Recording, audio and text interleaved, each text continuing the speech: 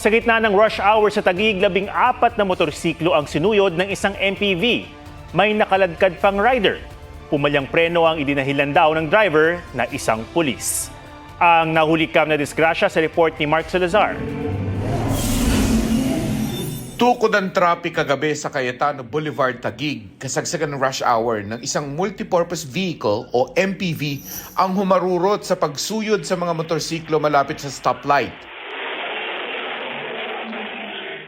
Isang rider ang nahagip, nakaladkad siya at humampas ang ulo sa bakal sa bangketa.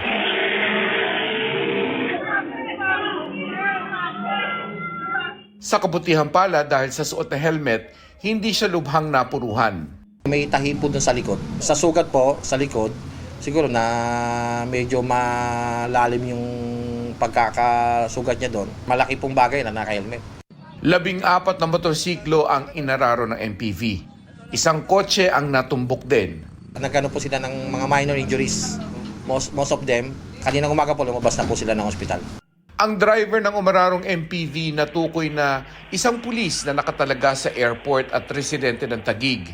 Hindi po siya naka-uniform that time. Kasama niya po yung pamilya niya. Yes, sir. Hindi siya naka-official duty. Yes, sir. Nakapauwi na po sila.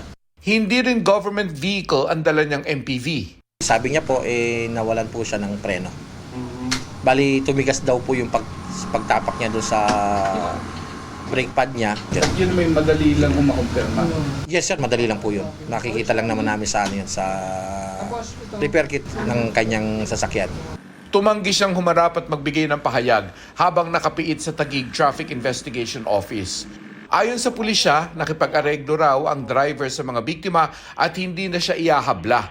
Nakalaya rin siya kalaunan. Nasettle niya na po lahat ng mga biktima. Lahat po ng nasaktan at yung mga damage ng kanilang mga sasakyan.